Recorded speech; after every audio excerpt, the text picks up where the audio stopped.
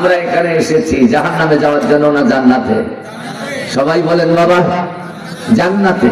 তবে জান্নাতে যাওয়ার জন্য শর্ত কি? তওবা। যদি কোন শর্ত কি?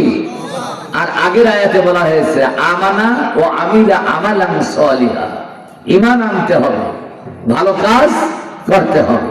কথা কোন ঠিক না বেঠিক? ভালো কাজ না করে কি জান্নাতে যাওয়া যাবে? কোন সলিমউদ্দিন, কোন বসিরউদ্দিন আমাদের দেশে ৭১ সালে যুদ্ধের সময় হিন্দু মুসলমান সবাই মিলে তো যুদ্ধ করেছিল, তাই না? আমি দেখলাম লালমনিরহাটে এক ভদ্রলোক, হিন্দু লোক, উনি ৭১ সনের মুক্তিযোদ্ধা। ওনার নামের পূর্বে লেখা আছে শহীদ অমুক। তা আমি ভাবলাম যে এই লোকটা শহীদ হয় কেমনে? যে এই লোকটার ঈমান নাই, ইসলামের সাথে সম্পর্ক নাই, ৩৬ কোটি দেবতার পায়ে যে লোকটা অনবরত সেজদা দিত, এই লোকটা শহীদ হয় কেমনে? আপনারা বলেন শহীদ হওয়ার সম্ভাবনা আছে? আছে কি?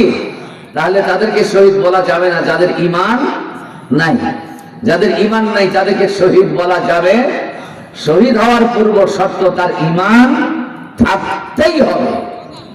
যদি মুসলমান বাবা মায়ের ঘরের সন্তানও যদি মুসলমান দাবি করার পর ঈমান বিল্লাহর দিক থেকে দুর্বল হয়, সেও যদি কোনো ভালো কাজ করতে গিয়ে মারা যায়, তার ঈমান নাই, তাকেও শহীদ বলা যাবে। ওসমান হাদি এই দিক থেকে বীরত্ব অর্জনকারী, আমাদের অহংকার। কথা বলেন ঠিক কিনা? আমার বাবাজিরা, যে আয়াত কটি আপনাদের সামনে হাদিসের সাথে নিয়ে এসেছি, আপনারা যদি সন্দেহ করেন হুজুর আসলে কি এগুলো কোরআনে আছে না নাই, আপনারা জানেন আমার পাশে কে বসা, আমার বাম পাশে কে বসা। ওনাদের সামনে বক্তব্য দিতে গেলে মৌলবীদেরকে হিসাব নিকাশ করে বক্তব্য দিতে হয়। কথা কোন ঠিক না?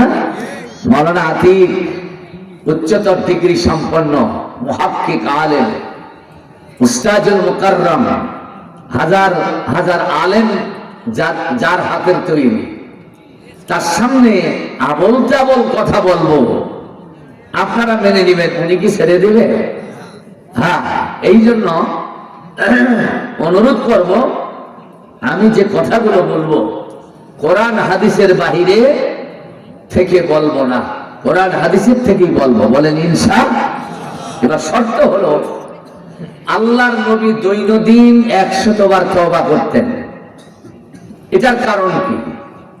আর এর থেকে আপনার আমার শিক্ষণীয় বিষয়টা কি? আমার নবীজির জীবনে গুনাহ নেই, গুনাহ হওয়ার সম্ভাবনাও ছিল না, তারপরও ১০০ বার তওবা করতেন। কারণ আমার নবী বলছেন আনা বুইসতু মুআল্লিমান, আমি আবির্ভূত হয়েছে, আমার আগমন পৃথিবীতে হয়েছে শিক্ষক হিসাবে। যদি কোন সুবহানাল্লাহ। আমাদের শিক্ষক এই মুহূর্তে মাহফিলের শিক্ষক আমি না, আমি ছাত্র, হুজুরও ছাত্র, হুজুরও ছাত্র, আমরা সকলেই ছাত্র। আমাদের শিক্ষক মুহাম্মদুর রাসূলুল্লাহ। সুবহানাল্লাহ, সুবহানাল্লাহ। সে great leader, great person, our leader Muhammad সাল্লাল্লাহু। তার যুগটাই ছিল খায়রুল কুরুনি কারনি। যত যুগ এই পৃথিবীতে এসেছে তার মধ্যে সর্বোত্তম যুগ হলো মুহাম্মদুর রাসূলুল্লাহ সাল্লাল্লাহু আলাইহি সাল্লামের যুগ। সুবহানাল্লাহ বলেন। সেই নবী হচ্ছেন শিক্ষক। জীবনে গুনাহ হওয়ার সম্ভাবনা নাই, গুনাহ মজুদ নাই, ১০০ বার তওবা করতেন। কারণ ইসলামী পণ্ডিতগণ, চিন্তাশীলগণ, তারা এর ব্যাখ্যা উদ্ঘাটন করে বলেছেন নবী যে কাজ করবে উম্মতের জন্য ওই কাজটা অবধারিত হয়ে যাবে। কথা কোন ঠিক কিনা? নবীর জীবনে গুনাহ না থাকলেও নবী তওবা করেছেন, গুনাহ মাফের পদ্ধতি উম্মতে মুহাম্মাদীকে শিক্ষা দিয়েছেন। তাই গুরুত্ববহ করে এই হাদিসটা নবীজি আমাদের সামনে বর্ণনা দিয়েছেন। হযরতে আসরার ইবনে ইয়াসির আমাজানি হাদিসটা বর্ণনা করেছেন। এর মানে হলো নবী যদি দৈনন্দিন ১০০ বার তওবা করে, তাহলে আপনি এবং আমি গুনাহ থেকে তওবা না করে দিন পার করব, এটা যেন আমাদের না হয়। এই জন্য আল্লাহর নবী বর্ণনা করেছেন প্রত্যেক দিন বান্দা ইস্তিগফার করো, আল্লাহকে বলো আস্তাগফিরুল্লাহ রব্বি মিন কুল্লি যামবিন ওয়া আতুবু ইলাইহি। আল্লাহর ঘোষণা হলো, কোন বান্দা যদি প্রত্যেক দিন বারবার বারবার এইভাবে আল্লাহর দিকে নিজকে রুজু করে দেয়, আল্লাহ বললেন ওয়াদউনি আস্তাজিব লাকুম, বান্দা আমাকে ডাকো, আমি তোমার ডাকে জবাব দিয়ে দেব। আল্লাহ আরো বললেন ওয়াসারিউ ইলা মাগফিরাতিন মির রাব্বিকুম ওয়া জান্নাতিন আরদুহা কারদিস সামাওয়াতি ওয়াল আরদ। চিৎকার দিয়ে কোন সুবহানাল্লাহ। আল্লাহ বলছেন বান্দা দৌড়াও, ওয়াসারিউ ইলা মাগফিরাতিন মির রাব্বিকুম, তোমার রবের ক্ষমার দিকে দৌড়াও। তাই বলতে হয় আমাকে আস্তাগফিরুল্লাহ রব্বি বলা যাবে না বাবা? বলেন না আস্তাগফিরুল্লাহ রব্বি মিন কুল্লি যামবিন ওয়া আতুবু ইলাইহি লা হাওলা ওয়ালা কুওয়াতা ইল্লা বিল্লাহিল আলিয়্যিল আযীম। মালিকের সাথে কানেকশন হয়ে যাবে, গুনাহ মুক্ত হবে, জীবন আলোকিত হবে। ঠিক না ঠিক বলে? আমার বাবা জিরাম, আল্লাহ তাআলা কোরআনের মধ্যে বললেন ইয়া আইয়ুহাল্লাযীনা আমানু তুবু ইলাল্লাহি জামিআ। ও দুনিয়ার ঈমানদার নর নারী সবাই তওবা করো। কেউ তওবা করবে, কেউ করবে না। না, তোমরা যারা ঈমানের দাবি করেছো সবাই তওবা করো। তুবু ইলাল্লাহি জামিআ, সবাই তওবা করো। তার মানে বোঝা যায় ঈমানদার পৃথিবীতে আমরা যারা ঈমানদার মানেই গুনাহর সাথে জড়িত আছি। তারা কথা বল আছি না? না আরে বাবা আছি তো আছি, এত বেশি আছি, হিসাব নিকাশ করি না বলে বুঝি না। আমাদের সমাজের অনেক ঈমানদার নামাজি আছে, নামাজ পড়ে কার আইন মানে? কথা বল, নামাজে কার আইন চলে? শেখ হাসিনার না ওর বাপে? জোরে বল কার আইন? আরো জোরে বলেন। যদি আতিক হুজুর বলে বাবা তোমরা এতদিন আল্লাহর আইন দিয়ে নামাজ পড়লা, তা একটা আমি নতুন আইন বা পদ্ধতি তোমাদেরকে জানাই দিই, তোমরা এই আইন দিয়ে নামাজ পড়ো, আল্লাহর আইন মানার দরকার নাই। আপনারা মানবেন? কেন? নামাজে আল্লাহ কি বাটন ফাটাবে?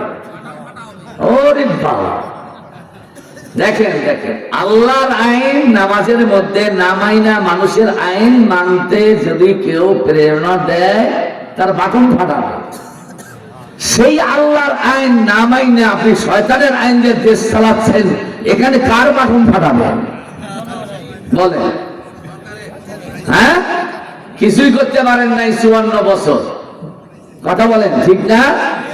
আমরা দেখেছি টাকা যেদিকে আপনারা ভোট নিয়ে দৌড়ান সেই দিকে। আমরা দেখেছি যে নেতা গরম বেশি, আমরা সেই নেতার পক্ষে আন্দোলন করেছি। এই এখন লোক ওটা শুরু হবে, এখন লোক পালা হবে। এগুলো কথা শুনতে মন চায়, এগুলো ভালো লাগে না। ওনারা মনে করে ইসলাম মানে হলো নামাজ রোজা হজ যাকাত, আর রাজনীতি ফাজনীতি এগুলো ইসলাম না। এগুলো কথা মৌলবীরা কয় কেন? আরে বাবা, এগুলো কথা বলবার জন্যই তো আল্লাহ মৌলবীদেরকে দুনিয়ায় পাঠাইছেন। কথা বল না কেন? আপনারা বলেন পৃথিবীর সর্বপ্রথম মৌলবীকে বলেন? আদম আলাইহিস সালাম অস্বীকার করতে পারবেন? উনি কি মৌলবাদী ছিলেন না অমৌলবাদী? কথা বল না কেন? এইবার চোখের মুখে লবণ পড়বে বাবা, এইবার বুঝবেন যে হুজুর আসলেই তো ভালো নাড়ান দিচ্ছে। হ্যাঁ, এই দেব তো। আদম আলাইহিস সালাম তাকে যখন দুনিয়ায় পাঠানো হলো, আল্লাহ বলছেন ইন্নী জাইলুন ফিল আরদি খলিফা। গোটা পৃথিবীর লিডার ওয়ান পারসন আদম আলাইহিস সালাম। সুবহানাল্লাহ বলেন। সে আদমের কাছ থেকে জন্ম নিয়ে আপনি হলেন নেতা, আর আদম হলো খেতা। হ্যাঁ, এগুলো ফাজলামি কথা বলা যাবে। আরো একটা কথা বলি, আল্লাহ তাআলার পয়গম্বর হযরত সুলাইমান, জোরে বল কি? আরো জোরে কম। দাউদ নবীর বেটা সুলাইমান, যেই সুলাইমানের বাবা ছিল দাউদ। এই যে লোহাটা আছে না, স্টিল এসএসএফ না, দাউদ নবী যদি এইভাবে ধরতেন আস্তে করে বলে পানি হয়ে পড়ে যেত। তাহাকে আয়রন ম্যান বলা হয়, লৌহ মানব বলা হয়। সুবহানাল্লাহ বলেন না? এটা সুবহানাল্লাহ বলবেন না, কারণ ওটা মৌলবাদী ছিল। এই মৌলবী এত বড় ক্ষমতা রাখতো, যদি এত বড় না, তার বেটা কি সুলাইমান। আল্লাহু আকবার বলেন। সুলাইমানের ইশারায় বাঘ লাইনে দাঁড়ায় থাকতো, ভল্লুক লাইনে দাঁড়ায় থাকতো। বিষাক্ত পিপিলি কাছে আছে, এই যে লাল লাল পিঁপড়া গুলো জমিনের আইলের মধ্যে থাকে না চাচা? আপনি কত বড় নেতা হয়েছেন, ওই একটা পিঁপড়াকে ওর গতি পরিবর্তন করে অন্য গতিতে চালান তো দেখি। আর যদি না চলে একটু গুতাগুতি করে দেখেন তো আপনার 12টা বাজায় না বাজায়? এত বড় নেতা, আপনি একটা পিঁপড়াকে আনুগত্য করতে পারেন না, আর আল্লাহর আইনে আপনি হাত দেন। বিশ্বাস করেন, আলকিয়া ফি জাহান্নামা কুল্লা কাফফারিন আনিদ। আল্লাহ বলবেন ফেরেশতাদেরকে, প্রতিটি কাফেরকে ধরো, আছাড় মেরে মেরে জাহান্নামে ফেলায় দাও। Excessive anything of very bad, বেশি উতালা ভালো না, ঠিক কিনা বলেন? আমরা আল্লাহর গোলাম, আল্লাহর আইন মানাই আমাদের দায়িত্ব। কথা বলেন। মানুষ নামাজ পড়ে, আল্লাহর আইন মানে, হজ করে, আল্লাহর আইন মেনে হজ করে। ওই হাজী সাহেব আর ওই কিছু নামাজি, যখন তাদেরকে বলা হয় বাবা ভোট দিবেন কোথায়, কয় যে কেন, আমাদের জন্য ভাঙ্গা হোক আর ফুটা হোক, নৌকা তো একখানা আছেই। কথা বল। নৌকার মাঝি যারা ছিলেন বাবা, চিন্তা বাদ দিয়ে দেন যে নৌকা ভেঙে গেছে, ফোটা হয়েছে, ওই নৌকার বাংলাদেশে সচল হবে না। কথা বলো ঠিক কিনা? বাংলাদেশের মাটি তোমরা বিক্রি করেছ, স্বপ্ন কোনদিন বাস্তবায়ন হবে না। শাহজালালের উত্তরসূরি আতিক মাওলানা, হাদি মাওলানা আপনারা থাকা পর্যন্ত, ঠিক না ঠিক বলে? আল্লাহ তাআলা বললেন ভুল করেছ, যদি বুঝতে পারো নৌকার মাঝি হওয়াটা আমার জন্য ভুল হয়েছে, যদি বুঝতে পারো, আল্লাহ বললেন আমার দরজা বন্ধ নয়, খোলা আছে, আমার কাছে ফিরে আসো, প্রত্যাবর্তন করো, ইস্তেগফার করো, তওবা করো, মাফ চাও, আর বলো আল্লাহ যা জীবনে করেছি আর করব না। আল্লাহ বললেন তোমাকে যদি এই হালতে আমি পাই, এরপর ঈমানের সাথে আমলের সলের সাথে তুমি যদি সম্পৃক্ত থাকতে পারো, গুনাহ মাফ করে দিব, জীবনটা জান্নাতি জীবন বানায় দেব। জোরে কোন সুবহানাল্লাহ। এটা আল্লাহর পক্ষেই সম্ভব, ঠিক কিনা বলে? আমার বাবাজিরা, আমার ভাইয়েরা, শুধু তাই নয়, দিন কায়েমের আন্দোলন করা ফরজ। দিন কায়েমের আন্দোলন কি? এই দুই একজন বলছে, তারা আমাদের সকলেই জানে দিন কায়েমের আন্দোলন ফরজ নয়। আপনারা বলেন কোরআনের আইন দিয়া নামাজ ফরজ, কোরআনের আইন দিয়া যাকাত ফরজ, কোরআনের আইন দিয়া হজ, কোরআনের আইন দিয়া যে ফারজিয়াত বিধানগুলো আছে, এগুলো কোরআনের আইনেই কিন্তু ফরজ করা হয়েছে।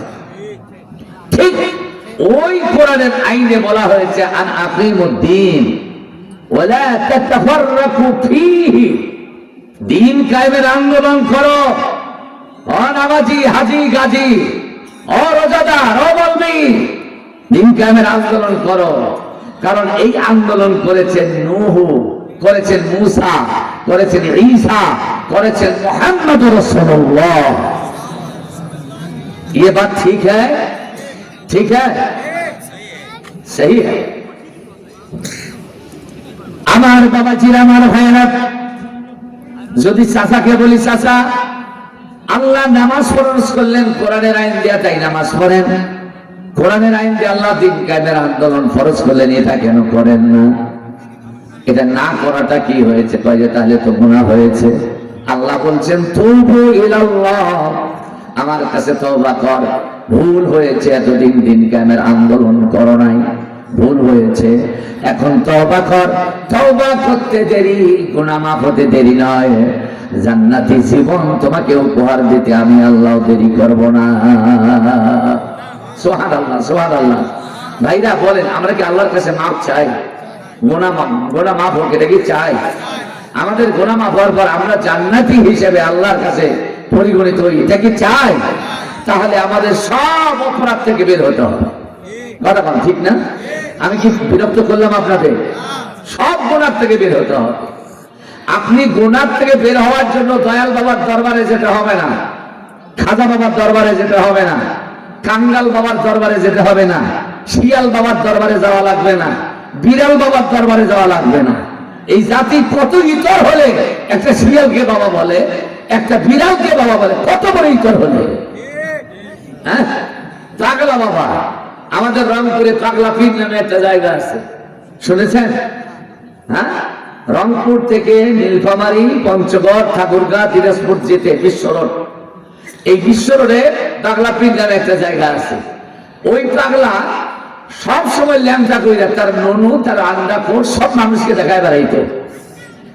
ও মারা গেলে তো বাবা হয়ে গেল, কি করে মানুষ তাকে বাবা বলে? আমি তো বুঝি না রে বাবা। হ্যাঁ, আর একখানে দেখলাম শিয়াল বাবার মাজার, আর একখানে যশোরের দিকে কোথায় যেন দেখছি বিড়াল বাবার মাজার। আচ্ছা, এগুলো যদি তোমার বাবা হয় তাহলে তুমি কি? হ্যাঁ, কথা কথা, শিয়ালের বাচ্চা তো শিয়ালেই হয়, বিড়ালের বাচ্চা তো বিড়ালেই হয়। হায় হায়, আমরা মানুষ। আল্লাহ বলছেন, ওয়ালাকাদ কাররামনা বানি আদম, আমি বানি আদমকে সম্মানিত করে সৃষ্টি করেছি। আমাদের চাইতে সম্মানিত সৃষ্টি আর পৃথিবীতে একটা আছে। আমার আল্লাহ নিজেও এটা মানেন না। আল্লাহু আকবার বলেন। সেই আল্লাহ আপনাকে ডাক দিলেন, তুবু ইলাল্লাহ, বান্দা অনেক ভুল করেছো, তওবা করো, গুনাহ মাফ চাও, তওবা করো, আমলে সালেহ করো, ঈমানের উপর অবিচল থাকো।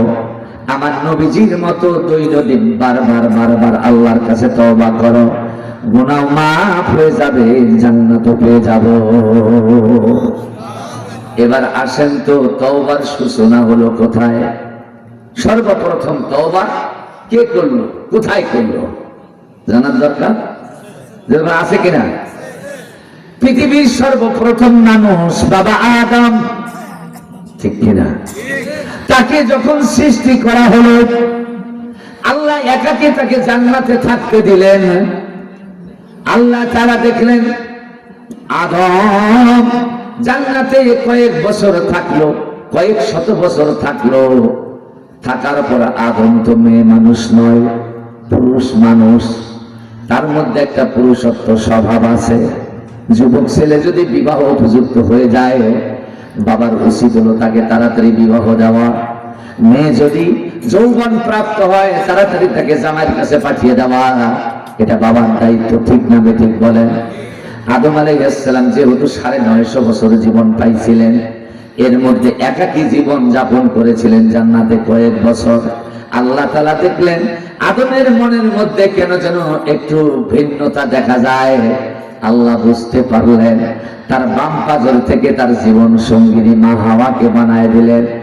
এরপর আল্লাহ নোটিশ করে দিলেন, ইয়া আদম উসকুন আনতা ওয়া যাওজুকাল জান্নাহ। চিৎকার দিয়ে কন্যা মারহাবা।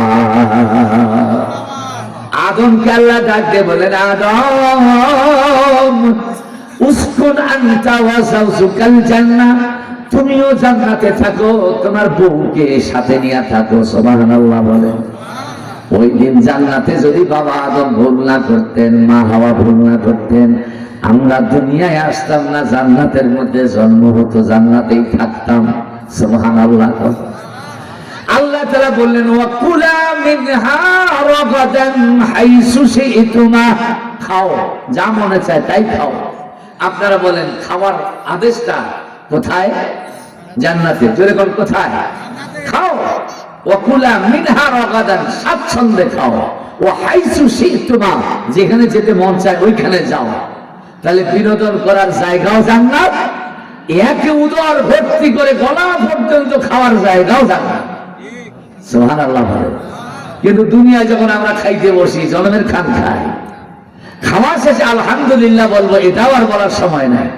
হ্যাঁ, এটা ঠিক না। মনে রাখবেন, আল্লাহ খাওয়ার জন্য হরেক রকম খাবার দিয়েছেন, কিন্তু সীমা রেখার মধ্যে দুনিয়ায় খাইতে বলেছেন। আর জান্নাতে যা খাইতে মন চাবে তাই খাবেন।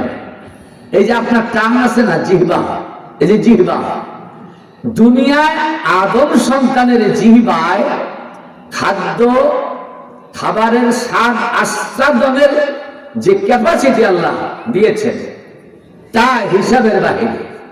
চিকিৎসা বিজ্ঞান বলছে মানুষের জিহ্বার মধ্যে 10,000 প্রকার খাবার খাইলে তার স্বাদ কি, টক না মিঠা, ঝাল না তিতা, সবগুলোই জিহ্বা বলে দেবে।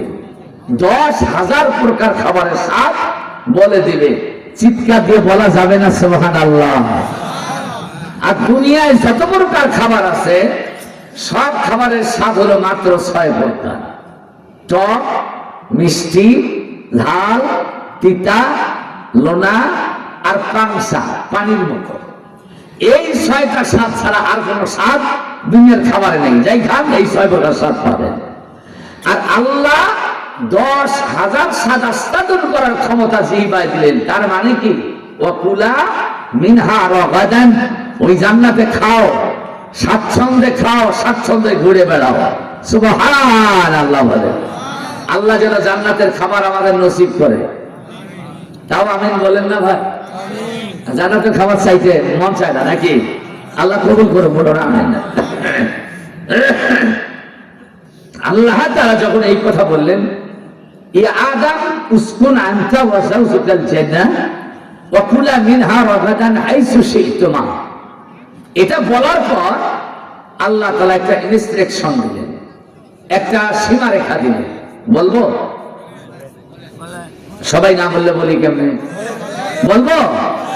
আল্লাহ বললেন, ওয়ালা তাকরাবা হাদিহিস শাজারা ফাতাকুনা মিনাজ জালিমিন। আদম, বউ নিয়ে জান্নাতে থাকবি, খাবি, ঘুরবি, কিন্তু এই যে গাছটা, হাদিহিস শাজারা, এই যে গাছটা দেখা যায়, খবরদার ওর কাছে যাবি না। আচ্ছা, যে আদমকে বউ সহ জান্নাতে থাকতে দিলেন, খাইতে দিলেন, ঘুরতে দিলেন, এই ফেতনাটা আবার দিলেন কেন? এটা আবার দিলেন কেন? এটা তার মানে হলো তোমাকে লাগামহীন চলতে দেব না। ঠিক অনুরূপ ভাবে আদম সন্তান দুনিয়ায় থাকবে, খাবে, ঘুরবে, ফিরবে, আনন্দ বিনোদন করবে। কোরআন দিলেন আর বললেন, আল্লাহু আকবার, কুল্লাহ বিতু, আল্লাহ তাআলা বলছেন, ফামান তাবিয়া হুদায়া ফালা খাউফুন আলাইহিম ওয়ালা হুম ইয়াহজানুন। একটু চিৎকার দিয়ে বলেন আল্লাহু আকবার। এই কোরআন যে মানবে, এই কোরআনের বিধান দিয়ে যে চলবে, তার ভয় নাই, চিন্তা নাই। চিৎকার দিয়ে কোন আল্লাহু আকবার। সংক্ষেপে বলবেন। এবার আসেন, আদমের শত্রু হলো শয়তান। আল্লাহকে ডাক দিয়ে বললেন, মাবুদ, হাজার হাজার বছর তোমার ইবাদত করলাম, তোমার গোলামি করলাম, শুধু আদমকে তাজিমি সিজদা না দেওয়ার কারণে তুমি আমাকে লানত করলে, অভিশাপ দিলে, আর দুনিয়ার মধ্যে আমি ঘুরে বেড়াই। আদম বউ নিয়ে জান্নাতে থাকে, এটা কি বিচার হলো? আদম জান্নাতে বউ নিয়ে কেমনে থাকে আমি শয়তান দেখে নেব। ইমাম কুরতুবী বললেন, শয়তান ওইখানেই আদমের বিরোধিতা শুরু করে দিল।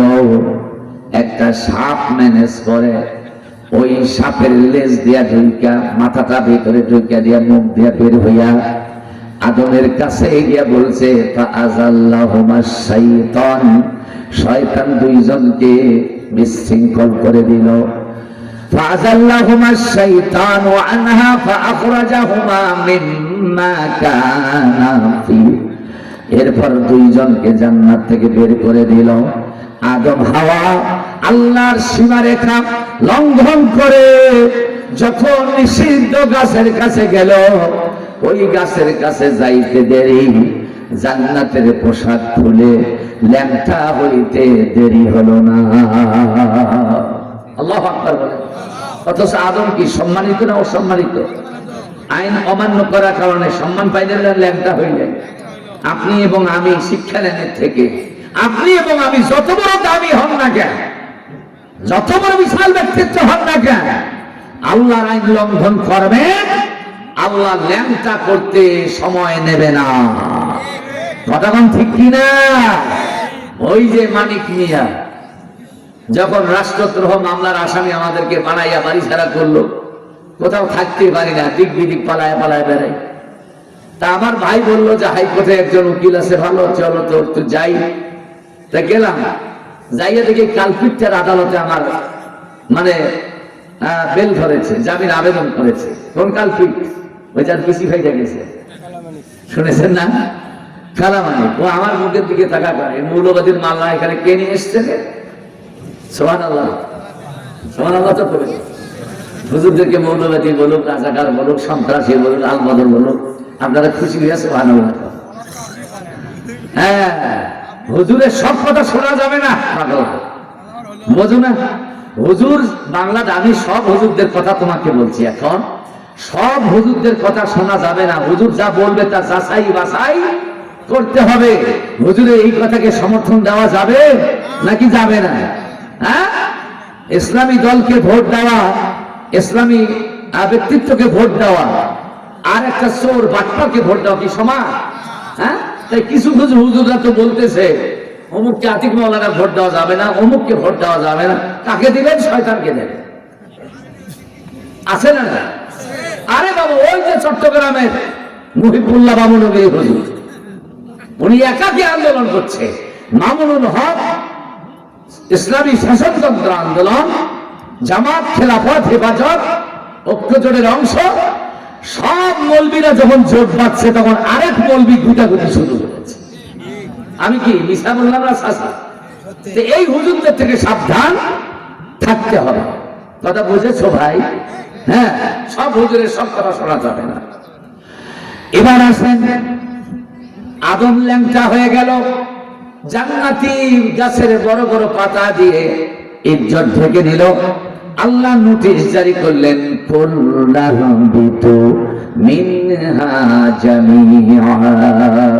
সবাই নেমে যাও, আদম নামো, হাওয়া নামো, শয়তান নামো, সাপটাও নামায় দেওয়া হলো। কথা কথা ঠিক না? ইমাম কুরতুবী বলেছেন, আদমকে নামায় দেওয়া হলো বগুড়া ঘাসপালার মাঝখানে, শাকপালার মাঝখানে। তুমি জানো কি শাকপালায় আদমকে নামায় দেওয়া হয়েছে? আচ্ছা, এই ছেলের মেধা আছে ভাই, আলহামদুলিল্লাহ, বুদ্ধিমান। আদমকে মনোযোগ দিয়ে শুনতেছে, হুজুর বলেছে, আমি তাই বিশ্বাস করছি, মনোযোগ দিয়ে শুনছে। আদমকে নামায় দেওয়া হলো ভারতের না, শ্রীলঙ্কায়, ওটা সিংহল ছিল আগে। শ্রীলঙ্কায় একটা পাহাড় আছে, এই পাহাড়টার উচ্চতা হচ্ছে 8,500 ফিট, জমিন থেকে 8,500 ফিট উঁচা। এই পাহাড়ে নামায় দেওয়া হলো আদমকে। ওই পাহাড়ের নাম হলো অ্যাডাম হিল, আদম পাহাড়। বুঝতে পেরেছেন?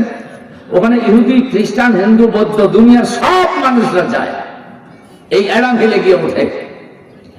বিধিনিষেধ আছে, এখন যে সে উঠতে পারে না, আলাদা পাসপোর্ট করতে হয়, ওখানে ভিসা নিয়ে যেতে হয়, তাছাড়া যাইতে পারে না। ওই অ্যাডাম হিল আদমকে নামিয়ে দেওয়া হলো। আদম ওখানে আল্লাহর নির্দেশে নামলেন, নাই না পা দিলেন, পা থেকে গেছে। আদম মনে করছে এটা আবার কোন জায়গা, চোখ খুলে দেখে আফসা আফসা আলো এবং অন্ধকার। তাফসীরে কুরতুবী, আলো আছে, অন্ধকারও আছে। এই সময়টা হচ্ছে আমাদের দেশে কোন সময়? সুবহে সাদিকের সময়। যদি কোন সময়? ফজরের আগে আগে। আদম ওইখানে পা দিয়াই চোখ খুলল, চোখ খুলে দেখছে এটা জান্নাত নয়, এটা হলো দুনিয়া। যদি কোন এটা কি? দুনিয়া। দুনিয়া শব্দটা দানা শব্দ থেকে এসেছে। যুবক ভাই আমার ভালো করে শোনো, দানা শব্দ থেকে দুনিয়া শব্দ এসেছে। দানা শব্দের অর্থ হলো নিকৃষ্ট বস্তু, অতি ক্ষুদ্র বস্তু, ছোট বস্তু। যারা এই ছোট নিকৃষ্ট বস্তুটাকে বড় মনে করবে হালাক হয়ে যাবে। আর যারা এটাকে এক্সামিনেশন ফিল্ড, পরীক্ষার কেন্দ্র মনে করবে, আল্লাহ তাদেরকে বাছাই করে জান্নাতে বাঁধায় দিবেন। সুবহানাল্লাহ। আদম চোখ খুলে দেখলো দুনিয়া, ধা ধা করে কান্না শুরু করে দিলেন, চোখের পানি ফেলাইয়া বলতে থাকলেন, আল্লাহ একটা মাত্র বিধান অমান্য করেছি, এজন্য তুমি আমাকে জান্নাত থেকে বের করে দুনিয়ায় নামায় দিলা। আল্লাহ তোমার অবগতির জন্য জানাই, আদমকে তুমি জান্নাত থেকে বের করে দিতে পারো, ভুলেও যেতে পারো, কিন্তু আমি আদম আল্লাহ তোমাকে এক মুহূর্তের জন্য ভুলবো না। আদম ওই পাহাড়ের চূড়ার মধ্যে দাঁড়িয়ে 2 রাকাত নামাজ পড়লেন, আমার আল্লাহকে সিজদা দিলেন, রুকু করলেন। আল্লাহ তাআলা বললেন, আদম রে, দুনিয়ায় গিয়েও যখন আমি আল্লাহকে ভুলতে পারো নাই, আমিও তোমাকে ভুলতে দেব না। তোমার সম্মান আমি কিয়ামত পর্যন্ত বৃদ্ধি করে দেব। আল্লাহ নবী মুহাম্মদের মাধ্যমে হুকুম জারি করে দিলেন, আদম যে 2 রাকাত নামাজ পড়েছিল, ওই 2 রাকাত নামাজ উম্মতে মুহাম্মাদী ইমানদার নারী পুরুষের জন্য বাধ্যতামূলক ফজরের ফরজ নামাজ বানায় দিলেন। জোরে বল সুবহানাল্লাহ। আদম আলাইহিস সালাম ওইখানে থাকলেন। এবার হাওয়াকে নামায় দেওয়া হলো সৌদি আরবের জেদ্দায়। জোরে বলেন কোথায়? জেদ্দা, সৌদি আরব। ওইখানে হাওয়াকে নামায় দেওয়া হলো। মা হাওয়ার কবরটা আমি দেখেছি 40 গজের উপরে লম্বা হবে। আমি কৌশল করে ঢুকেছি, ঢুকতে দেয় না, কিন্তু আমি কবরের পাশে গিয়ে দাঁড়িয়েছি। একজন বাঙালি ক্লিনার ছিল, ওকে বলছিলাম, বন্ধু এটা কার কবর? ও বলছে মা হাওয়া আলাইহিস সালাম। আল্লাহু আকবার বলে। আমার বাবাজিরা এবার আসেন, আদমকে নামায় দেওয়া হলো শ্রীলঙ্কায়, হাওয়াকে নামায় দেওয়া হলো জেদ্দায় সৌদি আরবে, আর শয়তানকে নামায় দেওয়া হলো ভারতে। জোরে কোন কোথায়? আরো জোরে কোন। শয়তান ওইখানে বেশি না বাংলাদেশে। ওখানে শয়তান এসেছে অবৈধ সন্তান জন্ম দিতে দিতে গোটা দেশটাই শয়তানি বানায় দিয়েছে। আমাদের আদম সন্তান, আমাদের কিছু ভাই বোন আছে, স্বাধীনভাবে তারা আল্লাহর বিধান পালন করতে পারে না, ইসলাম তারা স্বাধীনভাবে পালন করতে পারে না। অনেক বিপদের মুখোমুখি হতে হয়। যেমন গত ঈদুল আজহাও দেখলাম, যদি কোরবানির ঈদে ভারতে যদি গরু জবাই কোরবানি দেয়া হয়, কে দিয়েছে, কার বাড়িতে হয়েছে কোরবানি, এদেরকে ধরে বেধড়ক পিটুনি দেয়, নির্যাতন করে। এরা হচ্ছে গৌর গোবিন্দের পেতাত্তা। কথা বলেন ঠিক কিনা? ও পৃথিবী বাংলার মুসলমান, এই জন্য আল্লাহর কাছে গুনাহ মাফ চেয়ে আপনাকে নিষ্পাপ হতে হবে। কারণ আমাদের পূর্বপুরুষ শাহজালাল ইয়ামিনী রহমতুল্লাহ আলাই গৌর গোবিন্দকে তাড়াইয়া দিয়া সিলেটকে পূর্ণভূমি বানাইছিলেন। কথা বলেন ঠিক কিনা? A great Saint of Hazrat Shahjalal Yamini রহমতুল্লাহ আলাই নামে একটা গল্প আমরা ক্লাস 9 পড়েছিলাম। যেই গল্পটা ওই সময় ডিগ্রির ক্লাসে পড়া হতো, ডিগ্রির ক্লাসে ছাত্রছাত্রীকে পড়া হতো, আমরা ওটা 9 পড়েছিলাম। A great Saint of Hazrat Shahjalal Yamini রহমতুল্লাহ আলাই, তিনি যখন সুরমা নদী পার হচ্ছেন, ওইখানে উল্লেখ করা আছে সব নৌকাগুলো গৌর গোবিন্দ বিপরীত পার থেকে অন্য পারে নিয়ে জমা করেছে, যাতে করে এই মৌলবীরা যেন পার হইতে না পারে। শাহজালাল ইয়ামিনী একটা জায়নামাজ ছিল তার, ওই জায়নামাজটা নদীর পানিতে বিছিয়ে দিয়ে বলছে, নাই ওঠো, আমার সাথে ওঠো, যে উঠতে পারো না হাত ধরো, একে অন্যের হাত ধরো। শাহজালাল ইয়ামিনী আল্লাহর উপর ভরসা করে রওনা দিয়েছেন, ওই জায়নামাজে চলে নদী পার হয়েছেন। তাও সুবহানাল্লাহ কয় না? এটাই মৌলবীদের জোয়ার, বুজুর্গ। এই মৌলবীদের কুদরতি খেলা, আল্লাহ সাহায্য, ঠিক কিনা বলেন? এই মৌলবীদেরকে আপনারা দেখতে পান না, একটু ভালো হইয়া যান, বিরক্ত হবেন না বাবা। মাঝে মাঝে একটু বিনোদন করা, শ্রোতাদেরকে একটু আনন্দ দেওয়া, না দিলে অনেক শ্রোতা আছে ঘুমে টুকতে থাকে, ঠিক কিনা বলেন? তাহলে বলেন তো মৌলবীদের বুজুর্গি আছে না নাই? জি, আরো সামনে দেখবেন যদি আল্লাহর কোরআনের রাজ এই দেশে কায়েম হয়, মৌলবীরা কিভাবে দেশ চালায় দেখবেন ইনশাআল্লাহ, ইনশাআল্লাহ। আমার বাবাজিরা শাহজালাল ইয়ামিনী নদী পার হইয়া রাস্তা দিয়ে যাচ্ছে গৌর গোবিন্দকে ধরার জন্য। আমি ওই গল্পের মধ্যে পড়েছি, গৌর গোবিন্দ সাপুরিয়াদের ভাড়া করে সাপুরিয়ার ডালির মধ্যে বসেছে, আর দুইজন সাপুরিয়া, সামনে একজন পিছনে একজন, ঘাড়ে করে নিয়ে যাচ্ছে। শাহজালাল ইয়ামিনীর শিষ্যরা কেউ কেউ বলছে এটা কি, বলছে অজগর, কেউ বলছে অমুক তমুক সাপ। শাহজালাল ইয়ামিনীর কাছে যখন গেছে তখন বলছে গৌর গোবিন্দ আর কত বাহানা দেখাবা, বের হয়ে আসা। সুবহানাল্লাহ বলে, তুমি সাপুরিয়ার ঘাড়ে ভর করে পালাইতে চাও, কিন্তু আমি শাহজালালের চোখকে ফাঁকি দেওয়া সম্ভব না। আল্লাহু আকবার বলেন। সেই শাহজালাল ইয়ামিনীর বংশধর আমরা, কতক্ষণ ঠিক কিনা? আমাদেরকে ফাঁকি দিয়া দুই একটা শয়তানি করা যায়, কিন্তু বাংলাদেশের স্বাধীনতার উপরে আসর দেওয়া যাবে না, কতক্ষণ ঠিক কিনা? এবার আসেন, তাহলে শয়তানকে নামায় দেওয়া হলো কোথায়? ভারতে। শয়তান যে সাপের পেটে ঢুকিয়া জান্নাতে ঢুকেছিল, ওই সাপটাকে নামায় দেওয়া হলো ইরানে। যেরকম কোথায়? ইরানের ইস্পাহান একটা শহর আছে, যেখানে পারমাণবিক চুল্লি, তারা অস্ত্র মজুদগার বানিয়েছেন। এই ইস্পাহান শহরে শয়তানকে নামায় দেওয়া হলো। এবার আসেন, আদম আলাইহিস সালাম নামলেন শ্রীলঙ্কায়। কয়টা ভুল করেছেন? আরো জোরে, জোর হলো না? আদম আলাইহিস সালাম কাঁদতে থাকলেন, একদিন যায়, দুদিন যায়, 1 মাস কাঁদেন, 2 মাস কাঁদেন, 1 বছর, 2 বছর, 100 বছর, 200 বছর কাঁদেন, তার গুনাহ মাফ হয় না। ইমাম কুরতুবী তাফসীরে কুরতুবীর মধ্যে লেখলেন, একটানা আদম 100-200 বছর নয়, গোটা পৃথিবী ঘুরে ঘুরে 600 বছর কাঁদলেন। জোরে কোন কয়শো বছর?